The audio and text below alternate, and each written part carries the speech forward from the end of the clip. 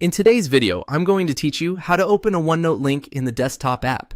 If you've opened a OneNote notebook in your web browser and would rather work in the desktop version of OneNote, the good news is that the process is very simple. Using the desktop app can be more convenient if you prefer the full OneNote experience, want easier access to your notebooks, or simply like working outside the browser.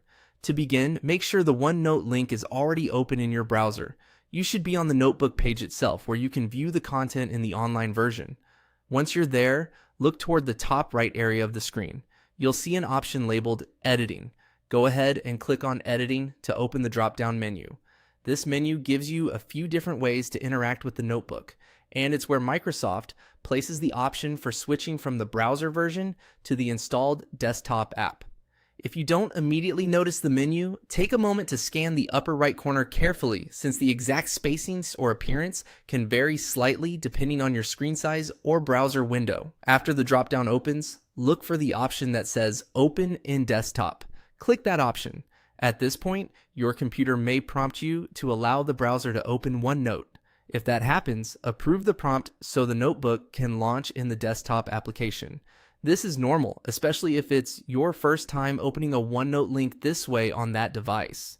If OneNote is already installed, the notebook should open automatically in the app after you confirm.